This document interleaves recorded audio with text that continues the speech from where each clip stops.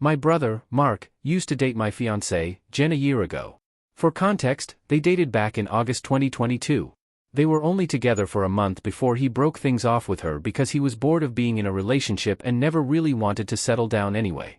At the time they were dating I was in a different state, so I had no idea he even had a girlfriend, and I had no idea who Jenn was until I met her. Jenn and I met at a bar when I moved back in October and hit it off really well. She was easily the most beautiful and intelligent woman I ever met, and we met up a few times more before we made it official. Fast forward to December and I finally bring her up to my family and propose them meeting her at Christmas. They knew I was in a relationship, but I'm not the most open about my personal life, so I kept details about her to a minimum until I knew how serious we really were. My parents asked to see pictures and they started passing my phone around the dinner table. Mark saw it and blew up, calling me a shit brother for dating his ex-girlfriend, and he demanded I break it off with her. I refused. When I asked Jenn about it, she confirmed they dated and gave me the details about their breakup. It took a few weeks, but eventually Mark stopped bringing up me dating his ex and I thought he was over it. On Jenn's birthday this year, I took her out to a fancy dinner with both of our families and her closest friends, and I asked her to marry me. Mark flipped once again and blew up about me proposing to her, which I and my sisters immediately shut down. The incident happened this past weekend. Mark had been pretty quiet about the whole thing for the last 2 months. I didn't see him much and figured he went low contact with me, which I had no problem with. Then he invited me and Jenn for family dinner at his apartment with my parents and sisters. I thought it was weird, but my parents and sisters were also going, so we agreed to go. The dinner was nice, nothing too fancy, and we moved to the living room to talk. About 30 minutes into normal conversation, Mark stood up and told us he had an announcement. He made a long speech about being happy to have his family around for his big moment, then got on one knee and pulled out this cheap ring while asking Jenn to marry him. Jenn was confused and obviously uncomfortable and demanded that he put it away and stand up. My dad tried to make a grab for Mark, but I got to him first and punched him. I won't repeat most of it, mostly because I was too angry to even listen most of it, but he said something along the lines of wanting to show me that Jenn wasn't really into me and just wanted to get back at him. Before it could get worse, my parents rushed me out and promised to talk to him. It's been a few days since it happened and I'm still pissed off. I don't know what to do at this point. I'm scared Jenn might have second thoughts marrying me because of this. Any advice? Edit, same post, later that day. First, thanks for reading and responding. I've been reading the comments between last night and this morning and valid points were made. There isn't an update since the only people I've spoken to since that dinner is Jenn and my little sister. I want to clarify a few things that I saw in the comments. 1. Jenn and I are newly engaged. It was one of those feelings where we both knew we were in it for the long run. As fast as it is, I'm sure about her. 2. When we met, I was the one who approached her, not the other way around. Whether she knew or had suspicions of us being related, I don't know. I asked after finding out they dated and she says she had no idea. I didn't have a reason to doubt that, but I can admit this, seemingly, overreaction on Mark's part does raise red flags. 3. I had no idea she and Mark dated when I met her. Mark and I aren't close at all. We used to be, but as we grew up we drifted and talked less and less. Before I moved back, we didn't really speak much aside from special days like his or my birthday. Jenn knew of my family but not much until I decided I was ready to introduce them to her. When she and Mark met, again, I didn't get a sense of any residual feelings on either part. She didn't treat him like a stranger, but she also wasn't overly affectionate with him either. 4. I was told this was a relationship that lasted a month. I didn't think I needed permission from Mark to ask her to marry me, but maybe that was wrong of me. I'm not sure. That being said, I plan to talk to Mark this weekend to lay everything out on the table and figure out what's up. I never asked for his side of their relationship, which is my fault for not doing my due diligence. If anything major or enlightening happens, I'll update. But for now that's all I have. 2 days later. First, I want to thank everyone for reading. It's been a busy weekend, so I haven't had the chance to reply to many people, but I did edit in responses to the most common questions I saw in the comments of the original post.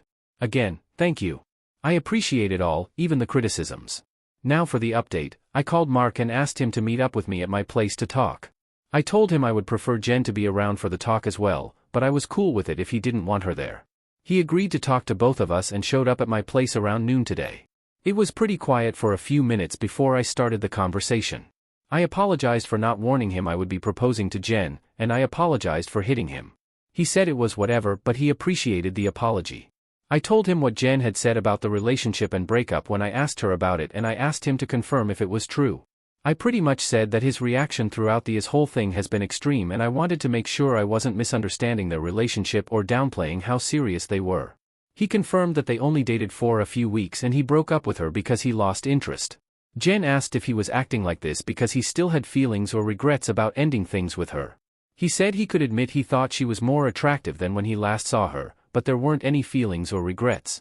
He said he just didn't like seeing a girl he dated, even if it was short-term, with his older brother, and as a man I shouldn't have violated him by pursuing things with his ex. I reminded him that I had no idea they dated, so it wasn't like I consciously did this knowing their history together. He shrugged me off and said it didn't matter, I still should have broken it off. He was adamant that if the roles were reversed he would have done the same thing, which I doubt. I asked him why he proposed to her if he didn't have any lingering feelings.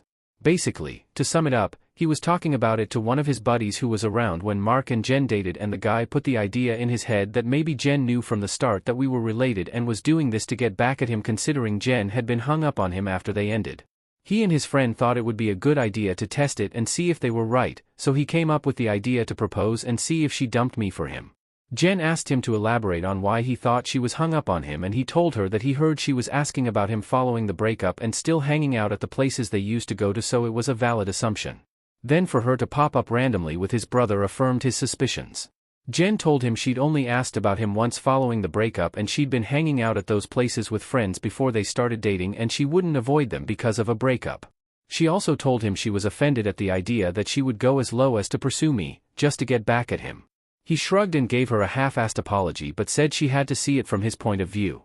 He asked her if she really didn't know and she told him that she didn't see the resemblance in us until we were in the same room and we act nothing alike, so it never crossed her mind, and he said okay.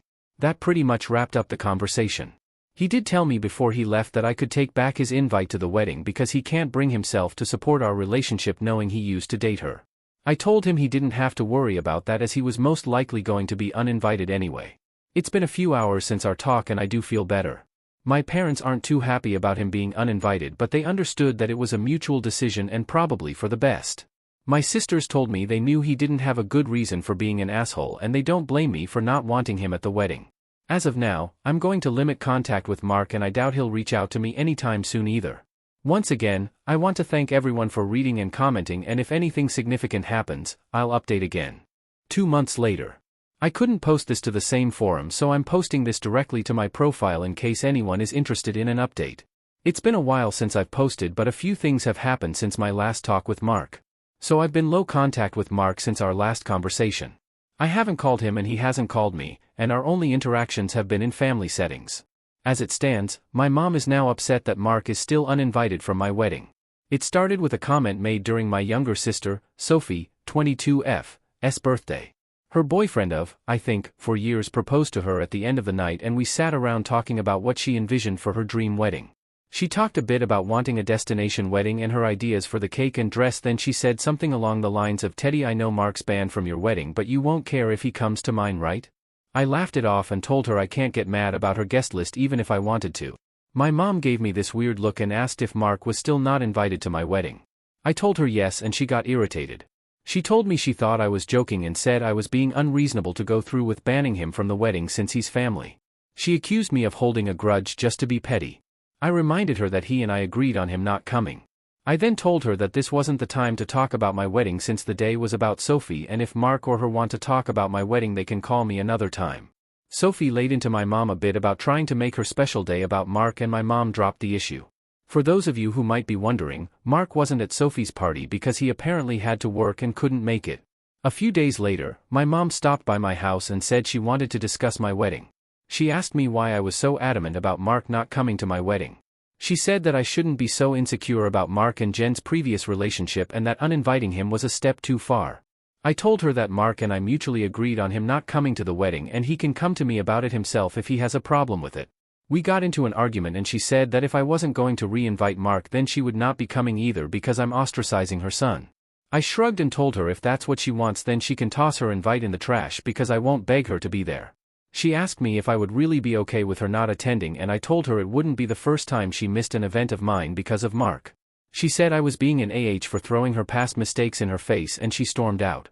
I then started getting messages and phone calls from her and a few family members about the whole situation saying I was in the wrong and urging me to invite Mark just to keep the peace.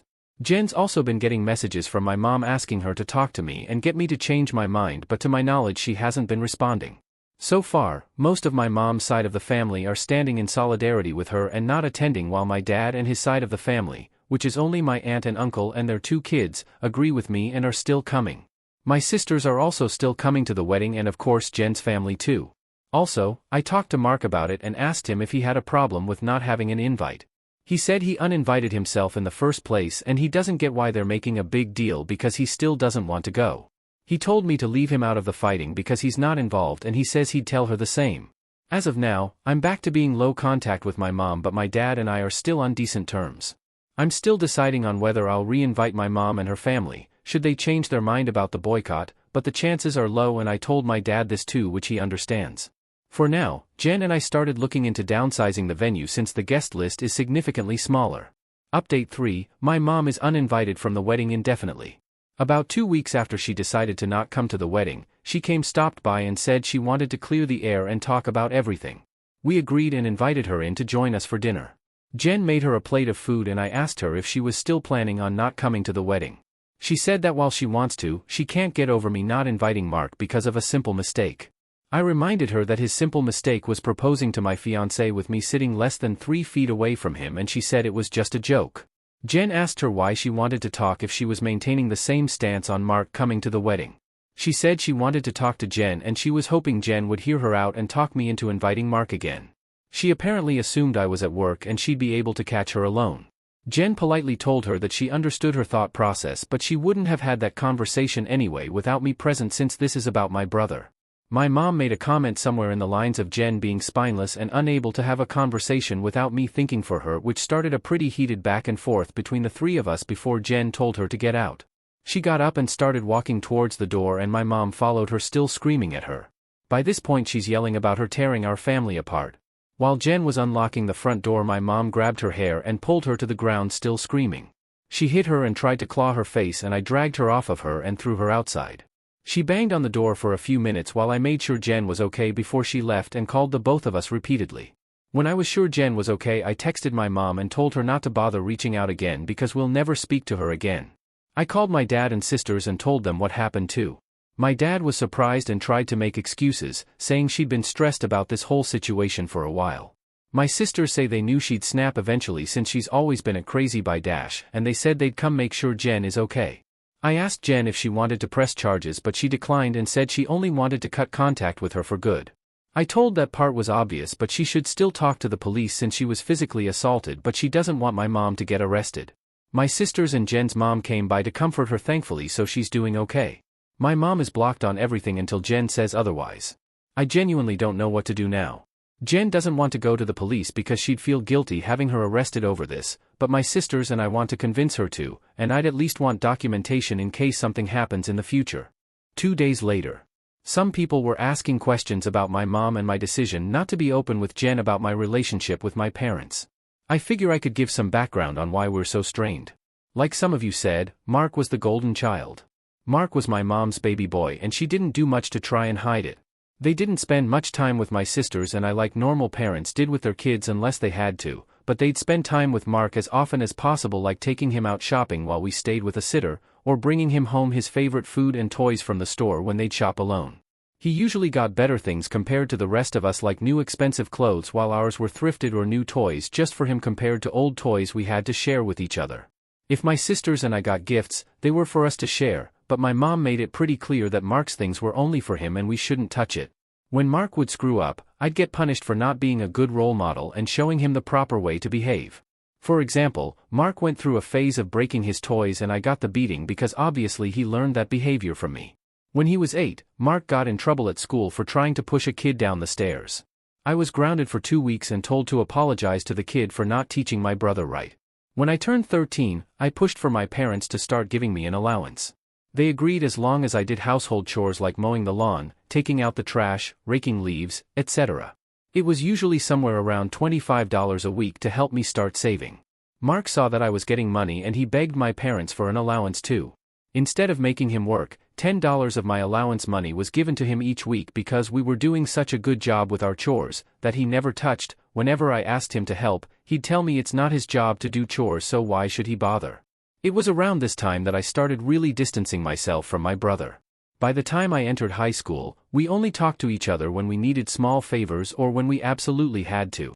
I got my first job when I turned 17 because I wanted to finally get my own car and make money that they couldn't force me to give to Mark. My oldest sister Maggie helped me start my own bank account and showed me how to properly budget and save my money. I got my first car at 18 after all of my hard work. When Mark got his license, my parents asked me to let him use my car to get around and for extra practice behind the wheel. Reluctantly I agreed, and for a while the arrangement was fine. Mark used my car when I didn't need it and helped maintain it pretty well. When he expressed wanting my parents to buy him his own car, my mom came to me and told me to give him my car because he needed it more. When I refused, she threatened to kick me out. We got in a fight that night, which ended with her giving Mark my car and taking me to transfer ownership of it to him within the following few days. Since I didn't have anywhere else I could go at the time, I just sucked it up and signed it over. When I graduated high school, both of my parents skipped my graduation because Mark didn't want to sit in a long ceremony just to see me get a piece of paper, and my mom didn't want to leave him alone for the night. So I only had the support of my sisters and my aunt and uncle who wanted to take me out. They ended up having to bring me home at my parents' request because they made me dinner to make it up to me. It was a dinner I couldn't eat because my mom put shrimp and chicken on the same serving dish and I'm allergic to shellfish. IME first year out of high school I worked 2 jobs to buy myself another car, and at the start of the new school year I moved away for college and cut contact with them. They, mostly my mom, tried to reach out for the first few months via social media and Sophie, but I never responded, and I told Sophie she would be cut off too if she kept trying. When she couldn't get to me through Sophie, she tried going through my older sister Charlotte, and a few times through Maggie and Mark until I threatened to file a restraining order for harassment. It was a bluff because I had no idea how to do it, but it managed to scare her off, and the most I got from her was happy holiday texts over the years. Around the time I moved back, Charlotte told me they had been seeing a family therapist, at Charlotte's request, and my parents wanted to apologize for their treatment of us. I was hesitant, but I agreed as long as they would be genuine, and the reconciliation process started when I moved back home. That doesn't even scratch the surface of everything they put me through, and it took a lot for me to even begin to let them back into my life. When I met Jenn, I wasn't sure where my relationship with her was going or where my relationship with my parents was going. I didn't want to mention my family at all, mostly because I was ready to cut contact again if I needed to. Jenn was understanding of it being a sore subject and didn't press for more. I hope this helps shed some light on some of the questions I'd been seeing pop up. 17 days later. I want to thank everyone who's taken the time to give me advice on what to do going forward, and all the kind messages and comments I've gotten over the past few days/weeks. Jenn and I have read the comments together and everything is appreciated. To answer the most common question about why I chose to reconnect after everything, the short answer is because I would do anything for my sisters. Charlotte wanted the entire family around and for the birth of her first child and to help her while she adjusts. She didn't want part-time aunts and uncles who would only visit her kid during birthdays and holidays. She was never the type to ask for much of anything growing up, so when she asked if I would be willing to try for her, I agreed because it would make her happy. I also think part of me hoped that maybe they'd changed. I don't regret trying to reconcile either. My parents are still terrible, but I met the love of my life, so I call it a win. A few people wanted to know if there's an update, so here we go. Sorry if it's a mess or confusing, a lot has happened. We filed a report with the police and were told that even though Jenn doesn't want to pursue anything, it's not up to us to decide whether it goes further, but they would keep our preference in mind. We provided some pretty decent evidence of the assault, including pictures of Jenn's face and texts with my mom and dad talking about what happened. We were advised to report and record any other incidents with my mom going further in case anything else happens. Considering where we live, I doubt it'll go anywhere, but at least we have it on record. I got about 100 angry text messages that tell me they at least spoke with her regarding the incident. My mom tried to corner me leaving my job and screamed at me about trying to ruin her life. She kept screaming that I was an awful son for trying to get her arrested over a small misunderstanding, and she didn't understand what she'd done to deserve being punished like this. I told her that if she didn't like being in legal trouble, then she shouldn't have hit Jenn. She demanded I tell the police to forget the report, which I refused. I told her exactly what the officer said about it being out of my hands. She had a tantrum in the parking lot and hit me a few times, just on the chest and arm, before security intervened and dragged her off the property. I had to talk to my boss about the incident. Luckily, she was understanding of everything going on after I explained what was happening. When I got home, I told Jenn what happened. She was upset and asked that we discuss the plan with my family moving forward. It was a long talk, but we took the advice of some Redditors and decided to go completely no contact with my family aside from my sisters. We agreed that having them in my life is adding unnecessary stress for the both of us, and we aren't even married yet. She told me she wanted to consider moving away and putting some distance between us and my family. She said that she tried to stay out of my family issues because it's not her place, but she refuses to put up with my mom and her behavior or my dad enabling her abuse. A lot more was said, too much to put in this post, but I agreed with her that they were more trouble than they're worth, and I also don't want to put up with this anymore. I also agreed to go to therapy, and she's helping me find a therapist. I decided to call my dad after our talk and let him know I would be going no contact. He didn't answer the first time I called, so I left a message asking to have a long talk. When he called back, he asked if it was okay for my mom to be a part of the conversation. I told him it was okay since she needed to hear what I had to say too. The conversation went about as well as you could expect. I told them both that Jenn and I are cutting them out of our lives. My dad demanded to know why I would do something like that after going through all the trouble of repairing our relationship. I told him that this entire thing with Mark has shown me that nothing is actually repaired between us, and, as far as they're concerned, the world revolves only around my mom and my little brother. I told them that their continued favoritism of Mark has brought our relationship to a point of no return and that I wasn't interested in holding on to a failing relationship. I told them that I agreed to reconcile for Charlotte's sake, but I don't appreciate all of the disrespect towards me and Jenn, and that I wouldn't put up with it anymore for both of our sakes. To my mom specifically, I told her that I was tired of her using me as a scapegoat for her bad parenting and Mark's attitude. I also told her that I would never forgive her for what she did to Jenn and what she did to me and my sisters growing up. She started to say how I should move on like my sisters have, but I cut her off and told her that she should take their forgiveness and move on because she would never receive it from me, especially after everything she's done these last few weeks. She started crying and asking me how I could treat her like such a villain. I told her she could only be upset with herself because I've done nothing wrong. She cried harder and told me how much she regretted having me and how I've only tried to ruin her life. This started a heated argument between her and Jenn once again, and Jenn told her in much more colorful words that she was disgusting, and plenty of other nice names, for saying something like that to me. I don't know if she left the room or just decided to shut up, but my mom stopped talking when Jenn was done speaking to her. My dad said he wasn't okay with being shut out of my life, and he asked me to try to understand my mom's point of view. He said that she was also struggling because her kids were at odds and I was being unfair to punish her for her struggles with raising and caring for us. The last thing he said was that we were a family and I shouldn't let past mistakes stop us from moving forward together. I told him that the only person she ever cared for was Mark and herself, and there was nothing he could say or do to make me change my mind. I told him that it was up to him whether to keep my number, but I would be blocking him and my mom everywhere and I wouldn't be reaching out again. Then I hung up. Afterward, I sent a long email with the link to my posts attached to my entire family, uninviting everyone except my aunt and uncle and my sisters to the wedding. I hadn't cried in a long time, but Jenn held me while I cried after writing the email, and she assured me we would be okay. My sisters also reached out to me after reading the email. I apologized to Charlotte for not being able to continue reconciling like she wanted, but she told me it was okay and it's not my fault I had to cut them off again. The response from my family has been pretty mixed. Some are angry I aired out family issues on a public internet forum, while others are pissed at my parents because they never knew it was this bad.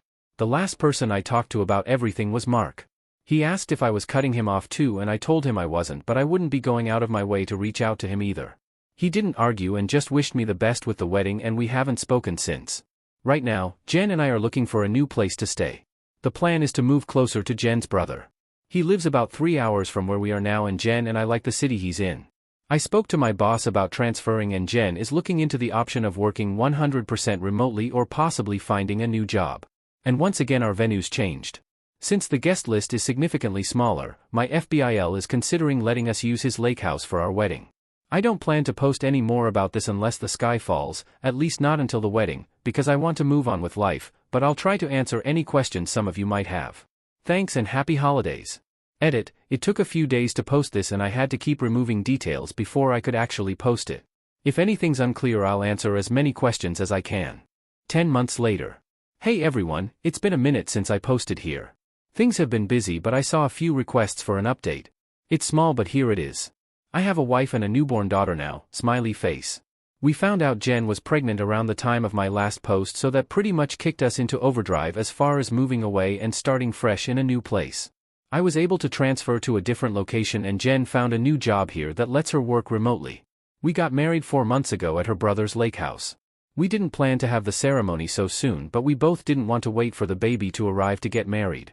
Jenn also found a dress that she fell in love with and didn't want to get too big to wear it. It was a small ceremony with mostly her family present, but my sisters, aunt, and uncle did attend. I know some people probably wanted to hear about a huge blowout at my wedding, but it was easily one of the best days of my life. My daughter was born early last month. She's beautiful, happy, and healthy. Jenn's also doing okay. The last stretch of the pregnancy was hard for her both emotionally and physically, but since giving birth she's been doing better. She's seeing a doctor regularly during this postpartum phase due to complications she had during the pregnancy, but so far there aren't any major health concerns for her. Besides complaining about the doctor visits, I don't think I've seen a frown on her face since we've brought our daughter home. As for my parents, I haven't heard from my dad, but my mom did reach out a few days after the wedding. Apparently my uncle sent them some of the photos they took at the wedding. My mom made a fake Facebook page and started spamming Jenn and I with angry messages about excluding her from both the wedding and from Jenn's pregnancy. She went on a lengthy tirade about being entitled to being part of her grandchild's life and about how unfair it was that she wasn't allowed to be present in our lives. She asked to come visit us, demanded we visit her, and even asked to be in the delivery room, all of which was quickly shut down by me. I screenshot everything and emailed it to myself in case I'd need it for a PO in the future, then I blocked her. I haven't heard from her since, but I know she's been harassing my sisters to get us to talk to her. I don't know what, if anything, they're doing about it, but I did make it clear that we have nothing to talk about with her. For everyone wondering if Mark and I have been in contact, the answer is yes. He called after we came back from our honeymoon and congratulated us on the wedding and pregnancy. We did have a long talk about everything that happened. I won't go into detail, but we both got to say a lot, and he did offer both me and Jenn what feels like a sincere apology for what he did. We've been texting a bit here and there since we talked. It's mostly just small talk and life updates, but he did invite me to have a drink with him next time I'm in town. I don't know if I'll accept it, but I told him I'd think about it. Thanks everyone for the support and well wishes you've all given us. Sorry if this update was all over the place. Edit, just to clear it up before anyone asks, Mark doesn't know where I live and likely won't know in the future. If he chooses to give updates about my life to my parents, that's his choice. I won't give him any details that he can pass on that would help them pop up unannounced. Unfortunately, even if we are able to form some sort of relationship, I'll never be able to fully trust him.